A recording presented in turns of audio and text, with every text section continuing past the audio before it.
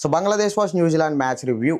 So ఈరోజు match రిజల్ట్తో అక్కడ బంగ్లాదేశ్ ఇంకా పాకిస్తాన్ రెండు కూడా అఫీషియల్గా ఛాంపియన్స్ ట్రోఫీ నుంచి అవుట్ అయిపోయి.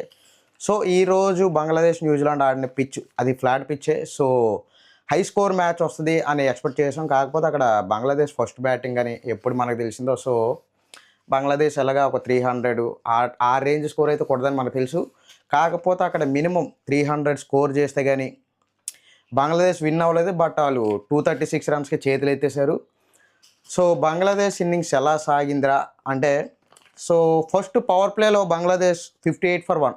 So decent power play score అని చెప్పొచ్చు. ఎందుకంటే అక్కడ న్యూజిలాండ్ లాంటి ఒక క్వాలిటీ బౌలింగ్ని ఫేస్ చేసి కూడా 58 రన్స్ చేసిందంటే పర్లేదు, బాగానే ఉంది. 300 కాకపోయినా ఒక 280 290 ఆ రేంజ్లో రీచ్ అవుద్ది. సో కొంచెం పోటీ అయితే ఇవ్వగలదు బంగ్లాదేశ్ న్యూజిలాండ్కి అనుకున్నాం. But Bangladesh middle order batsmen ఇంకా సీనియర్ ప్రో ఎవరైతే ఉన్నారో అక్కడ ముష్ఫికర్ రెహమాన్ ఇంకా మహమ్మదుల్లా, వీళ్ళిద్దరూ కూడా ఇన్ఎక్స్పీరియన్స్ బ్యాట్స్మెన్ లాగా ఆడారు. సో అక్కడ ఏమైందంటే కొలాప్స్ అయిపోతున్నారు బంగ్లాదేశ్. కొలాప్స్ అయిపోతున్నప్పుడు ఇక్కడ వీళ్ళు సీనియర్లే కదా, ముష్ఫికర్ రెహమాన్ ఇంకా మనకి మహమ్మదుల్లా. అసలు వీళ్ళని తీసుకున్నదే ఇలాంటి సిచ్యువేషన్లో వీళ్ళు ఒక పార్ట్నర్షిప్ బిల్డ్ చేసి ఏదో కొంచెం స్కోర్ని బిల్డ్ చేస్తారు, ఇన్నింగ్స్ బిల్డ్ చేస్తారని వీళ్ళు తీసుకున్నప్పుడు వీళ్ళు కూడా ఇన్ఎక్స్పీరియన్స్ షాట్లు ఆడడం, ఒక లేజీ షాట్లు ఆడి అవుట్ అవ్వడం అనేది దెబ్బేసిందని చెప్పాలి బంగ్లాదేశ్కి. అక్కడ అలాగే సెంచురియన్ మనకి హృదయ్ ఎవరున్నారో, హృదయ్ కూడా ఒక 24 balls ఆడాడు. సో ఓన్లీ 7 runs వచ్చాయి. పోనీ ఏమైనా పిచ్ ఏమైనా కండిషన్స్ ఏమైనా డిఫికల్ట్గా ఉన్నాయా అంటే పిచ్ కండిషన్స్ కూడా అంత డిఫికల్ట్గా ఏం లేవు. ఎందుకంటే అది ఒక బ్యాటింగ్ పిచ్, ఒక బ్యాటింగ్ ట్రాక్ కాబట్టి ఎందుకో మరి అతనికి అనిపించిందేమో ఎక్కువ బాల్ ఆడేసాను, ఎక్కువ బాల్ డాట్ చేస్తున్నాను, ఒక బిగ్ షాట్ ట్రై చేసి అక్కడ హృదయ్ కూడా అయిపోయాడు. ఆ తర్వాత ఇంకా మొత్తం అంతా కూడా కొలాప్స్ అయిపోయారు. సో యాక్చువల్గా వీళ్ళు ఏంటంటే ఫస్ట్ పవర్ ప్లేలో 58 for 1 wicket ఉంది.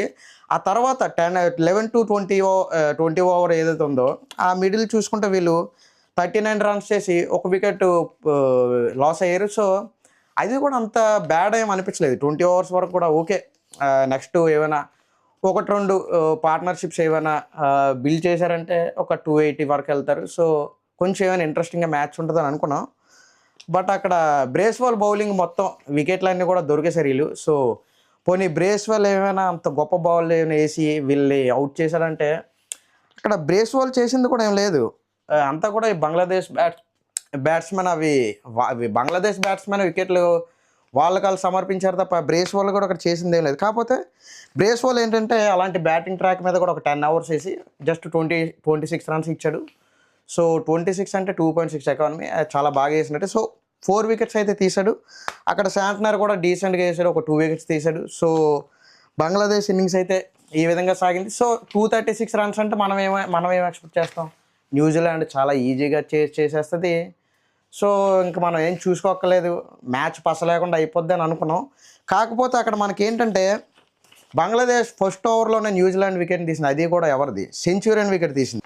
సో సెంచురియన్ ఎవరో మన విలియంగ్. సో యాక్చువల్గా మ్యాచ్కే హైలైట్ ఏంటంటే ఫస్ట్ ఓవర్లోనే టస్కిన్ అహ్మద్ విలియాంగ్ని ఎప్పుడైతే అవుట్ చేశాడో కొంచెం ఇంట్రెస్టింగ్గా అనిపించింది. ఎందుకంటే స్టార్టింగ్లోనే ఫస్ట్ ఓవర్లోనే న్యూజిలాండ్ వికెట్ పడగానే ఏమో బంగ్లాదేశ్ పర్వాలేదు, మళ్ళీ కమ్బ్యాక్ ఇస్తుంది, ఇంకొక 2 వికెట్లు తీస్తే మ్యాచ్ టైట్ అవుద్ది అనుకున్నాం. యాక్చువల్గా బంగ్లాదేశ్ బౌలింగ్ కూడా అలాగే వెళ్ళింది.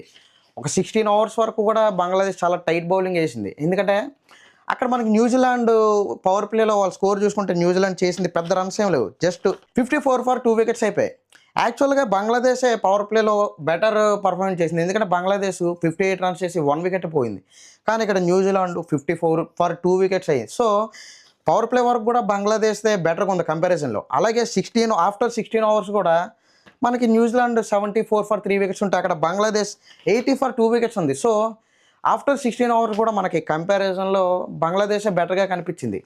సో ఎందుకంటే అక్కడ బంగ్లాదేశ్ కూడా టైట్ బౌలింగ్ వేసింది. అక్కడ మనకి ఒక చిన్న కుర్రాడు ఉన్నాడు బంగ్లాదేశ్, రానా అని చెప్పి. సో రానా చాలా డీసెంట్ పేస్ జనరేట్ చేస్తున్నాడు. 147 149 వరకు కూడా వెళ్తుంది. సో ఈ నయీబ్ రానా మరి ఎందుకు మనతో మొన్న ఆడిన ఇండియా వాజ్ బంగ్లాదేశ్ మ్యాచ్లో ఈ కుర్రాడు ఎందుకు లేడో, బట్ డీసెంట్ పేస్ అయితే జనరేట్ చేస్తున్నాడు. హై ఆర్మ్ యాక్షన్ ఉంది. సో రన్అప్ కానీ ఇదంతా కూడా ఒక అథ్లెటిక్ ఎలా పరిగెడతాడో ఆ టైప్ రన్అప్తో వచ్చి మంచి బాల్స్ వేస్తున్నాడు. చాలా చాలా పేస్ జనరేట్ చేస్తున్నాడు. సో వీళ్ళంతా కూడా ఒక టైట్ బౌలింగ్ అయితే వేయడం వల్ల మ్యాచ్ ఓకే వన్ సైడెడ్గా వెళ్తుంది అని అనుకున్న మ్యాచ్ కూడా ఇంట్రెస్టింగ్గా ఉంది. బంగ్లాదేశ్ కూడా రేస్లో ఉందని అనిపించింది. అక్కడ మనకి ఏమైందంటే ఒక 2 ఇంపార్టెంట్ పార్ట్నర్షిప్స్ అయితే న్యూజిలాండ్కి రావడం వల్ల న్యూజిలాండ్ మళ్ళీ కమ్బ్యాక్ ఇచ్చి మ్యాచ్ విన్ చేసింది. అక్కడ పార్ట్నర్షిప్స్ ఏంటంటే అక్కడ రచిన్ రవీంద్ర ఇంకా కాన్వే ఒక 57 రన్స్, ఇంకా రచిన్ రవీంద్ర టామ్ లాథమ్ వీళ్ళిద్దరూ 129 రన్స్. ఇది ఇంపార్టెంట్ అనమాట. ఒకవేళ రచిన్ రవీంద్ర టామ్ లాథమ్ ఆ పార్ట్నర్షిప్ కానీ ఒకవేళ బిల్ చేయకపోయి ఉంటే ఇంకొక 2 వికెట్లు ఎక్స్ట్రా పడి ఉంటే న్యూజిలాండ్కి సిచ్యువేషన్ టఫ్ అయిపోయేది. మేబీ బంగ్లాదేశ్ మ్యాచ్లోని మళ్ళీ తిరిగి కంబ్యాక్ చేసి ఉండేది. బట్ రచిన్ రవీంద్ర ఒక సెంచరీ చేసి ఇన్నింగ్స్ అయితే ఒక చాలా బాగా బిల్డప్ చేశాడు. అలాగే టామ్ లాథమ్ కూడా ఒక 55 రన్స్ చేశాడు. సో ఇదంతా కలిపి ఏంటంటే న్యూజిలాండ్కి ఆఫ్టర్ ఒక 30 ఓవర్స్ వన్ సైడ్కి వెళ్ళిపోయింది.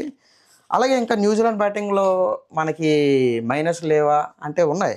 ఎందుకంటే అక్కడ మనకి కేఎం విలియమ్సన్ చూసుకుంటే ఒక చాలా లూజ్ షాట్ ఆడి అవుట్ అయిపోయాడు. అక్కడ మనకి రానా ఆ చిన్న కుర్రోడు ఉందా చెప్పాను కదా, చాలా టైట్ బౌలింగ్ వేసి అంత senior pro Kane Williamson wicket తీశాడు. దాని తర్వాత విలియంగ్ సెంచురియన్, పాకిస్తాన్తో సెంచరీ చేసిన విలియంగ్ ఇక్కడ మనకి తస్కిన్ అహ్మద్కి దొరికిపోయాడు అనమాట. అండ్ అక్కడ మనకి ఈరోజు బంగ్లాదేశ్ ఫీల్డింగ్ చూసుకున్న చాలా పూర్ ఫీల్డింగ్ ఉంది. ఎందుకంటే ఒక 2 ఇంపార్టెంట్ క్యాచ్లు డ్రాప్ చేశారు. రచిన్ రవీంద్ర క్యాచ్ అక్కడ మన సీనియర్ మహమ్మదుల్లా డ్రాప్ చేశాడు. ఒకవేళ ఆ టైంలో క్యాచ్ పట్టుకుంటే ఏమైనా ఒకవేళ బంగ్లాదేశ్ తిరిగి మ్యాచ్లోకి వచ్చిండేదేమో. అలాగే రన్అట్ కూడా ఒకటి మిస్ చేశారు. సో ఇవన్నీ కలిపి బంగ్లాదేశ్ అయితే టోటల్గా ఛాంపియన్స్ ట్రోఫీ నుండి అవుట్ అయిపోయింది. అక్కడ మనకి పాకిస్తాన్ కూడా అస్సాం అయిపోయింది అనమాట ఛాంపియన్స్ ట్రోఫీ నుండి. సో ఎందుకంటే ఆల్రెడీ మనకి న్యూజిలాండ్ ఒక 2 మ్యాచెస్ గెలిచేసాయి, మన టీమిండియా కూడా 2 మ్యాచ్ గెలిచాయి. సో ఇప్పుడు ఏం జరుగుద్దంటే జస్ట్ మన గ్రూప్లో టాప్ 2 టీమ్స్ ఏవి అనే దానికోసం ఒక పోటీ జరుగుతుంది. అది కూడా ఇండియా గెలిస్తే ఇండియా టాప్ ప్లేస్లో ఉంటుంది, న్యూజిలాండ్ గెలిస్తే మన గ్రూప్ నుంచి న్యూజిలాండ్ టాప్ ప్లేస్లో ఉంటుంది. అంతే తప్ప ఇక్కడ బంగ్లాదేశ్ కానీ పాకిస్తాన్ కానీ ఇంకా ఛాన్స్ ఏం లేదు.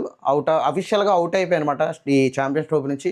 అందులోనే మనకి పాకిస్తాన్ హోస్ట్ కంట్రీ కాబట్టి వాళ్ళ పరిస్థితి ఇంకా ఘోరంగా ఉంది. ఇప్పుడు వాళ్ళు పాకిస్తాన్ వెళ్ళినాక ఆల్రెడీ మన ఇండియాతో మ్యాచ్ ఓడిపోయారు కాబట్టి దాని మీద ఈరోజు బంగ్లాదేశ్ ఓడిపోవడం వల్ల వాళ్ళు అఫీషియల్గా అవుట్ అయిపోయారు కాబట్టి పాకిస్తాన్లో ఫ్యాన్స్ విపరీతమైన కోపం ఇదంతా కూడా చూపిస్తారు, నిరసనలు తెలియజేయడం ఇలాంటివన్నీ కూడా మేబీ అక్కడ ఎక్కువగానే ఉంటాయి. ఎందుకంటే పాకిస్తాన్లో కూడా క్రికెట్కి క్రేజ్ అనేది ఇండియా అంత కాకపోయినా అక్కడ కూడా గట్టిగానే ఉంటుంది క్రేజ్. సో అది కూడా మన ఇండియా వాళ్ళు ఓడిపోయారు అనేది అదొకటి కూడా వాళ్ళకి ఇంకొంచెం ఎక్కువ కోపం తెప్పించి ఉంటుంది. సో ఇవన్నీ కూడా వాళ్ళకి పాకిస్తాన్ క్రికెటర్స్ మామూలే కాబట్టి సో దీని గురించి మాట్లాడడానికి ఏం లేదు. సో ఇది ఈరోజు మ్యాచ్ రివ్యూ. మీకు కనుక ఈ వీడియో నచ్చితే లైక్ చేసి మన ఛానల్ని సబ్స్క్రైబ్ చేయండి. Thank you.